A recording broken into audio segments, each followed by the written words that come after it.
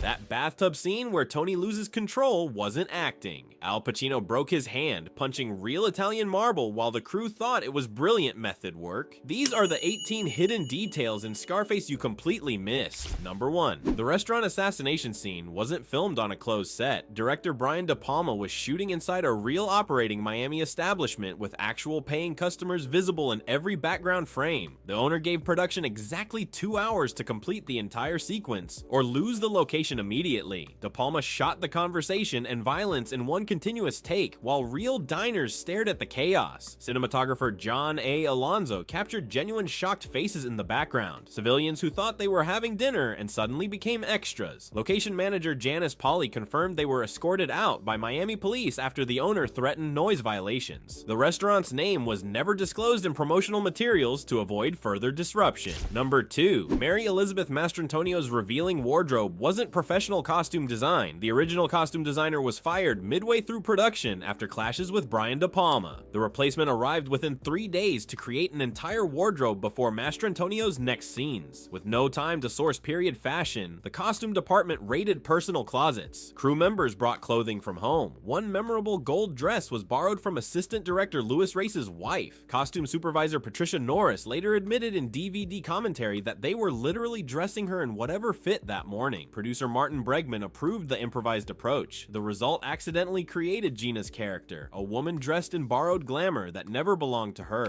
Number 3. The mansion's tiger wasn't the planned animal. The exotic rental company delivered the wrong species the day before shooting. Production had ordered a black panther to match Oliver Stone's script vision. Instead, a Bengal tiger arrived. Facing a $12,000 red delivery fee, animal coordinator Hubert Wells decided to shoot with what they had. Al Pacino was genuinely terrified. The tiger weighed over 400 pounds and showed aggression during rehearsals. Handlers remained off camera throughout, ready to intervene. Production designer Ferdinando Scarfiotti had to redesign blocking around the larger animal. Pacino refused close-ups with it after the first day. The decision accidentally made Tony's wealth feel more chaotic than the original Panther would have suggested. Number 4. Stephen Bauer's death scene carries weight because the pain is real. During the take where Tony shoots Manny, a squib malfunctioned and burned Bauer's chest. The explosive charge detonated with twice its intended force, searing through his shirt. His scream wasn't performance, it was genuine agony. A medic treated second-degree burns between takes, while Brian De Palma reviewed footage. Script supervisor Betty Griffin's production notes confirmed De Palma told Bauer that was the most honest moment in the film. The injury required treatment throughout the remaining shoot days. Bauer later told interviewer James Lipton he wasn't acting betrayal, his body was rejecting everything. Martin Bregman approved keeping the take. That authenticity made Manny's death the emotional center the script needed. Number 5. Tony's signature white Cadillac disappears and reappears because the original was stolen during production. The vehicle vanished from the Coconut Grove location overnight. The transportation coordinator needed a replacement within 18 hours or lost crucial sequences. The replacement was a different model year, visibly distinct to careful viewers. The license plate changes between scenes. The interior upholstery shifts colors. The side mirror design doesn't match. Continuity supervisor Carol Kravitz caught the errors, but production decided reshooting costs exceeded the risk. John A. Alonzo framed shots to minimize the differences. For decades, audiences never noticed. Freeze framed the car in different scenes, and you're watching two vehicles pretending to be Tony's singular symbol of success. Even his signature possession was improvised. Number 6. Universal Pictures wasn't just funding Scarface, they were threatening to kill it. Budget overruns mounted as Brian De Palma shot 20% over schedule. Studio executives sent production memos documenting every delay. Executive Ned Tannen visited the set twice to assess whether to continue or cut losses. The film was supposed to finish in 16 weeks, but took 24 weeks. Martin Bregman fought by delivering compelling footage executives couldn't ignore. Every extra week cost $400,000. The tension forced creative shortcuts and location changes. John A. Alonzo had to adapt lighting setups constantly. Oliver Stone's original script included sequences that were eliminated. What audiences watch isn't the intended film, it's the version that survived studio panic.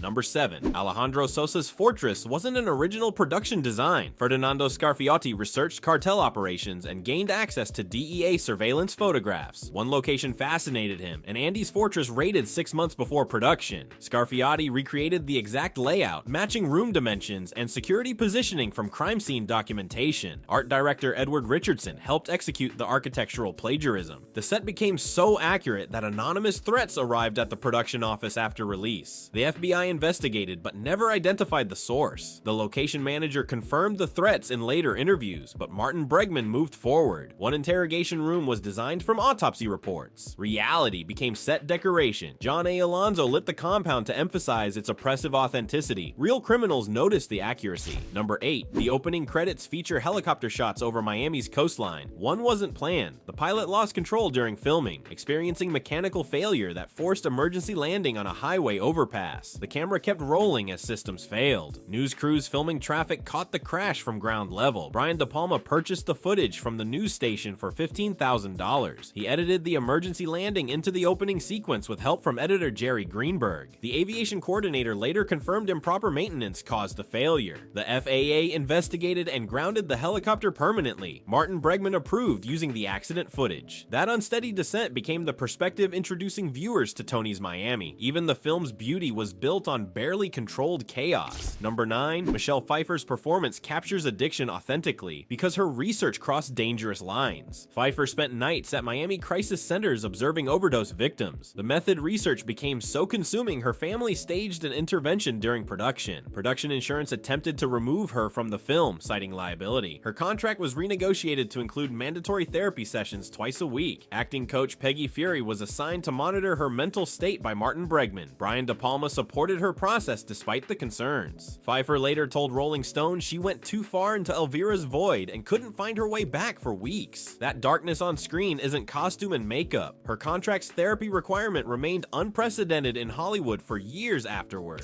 Number 10. The final shootout's destruction wasn't entirely staged. Production couldn't secure permits after Miami's mayor Xavier Suarez revoked cooperation. Location scouts found a condemned office building scheduled for demolition in 2 weeks. They had 72 hours to film before demolition crews arrived. Some explosions are actual demolition charges detonated by the real demo team. John A. Alonzo captured construction workers in hard hats, visible in distant windows. Ferdinando Scarfiotti had to work around structural instability. Martin Bregman approved the dangerous location despite insurance concerns. Special effects coordinator Ken Pepiot coordinated with demolition experts. The destruction feels genuine because it was. Tony's fall happened inside a building falling with him. Reality and fiction merged completely. Number 11. Omar's helicopter assassination became a nightmare that nearly killed multiple people. The first stunt performer quit after seeing blade proximity that violated safety regulations. The second was hospitalized during rehearsal when a harness malfunction dropped him 12 feet onto concrete. He suffered a fractured collarbone and refused to return. The third attempt used an actual DEA consultant who volunteered as stunt double. Aerial coordinator Pat Johnson documented 3 safety violations in production notes. The FAA investigated after a near miss with a news helicopter, both aircraft coming within 50 feet. Martin Bregman pushed forward despite the dangers. Brian De Palma got his shot through actual terror and real injuries. Even the murder feels dangerous because it nearly killed people.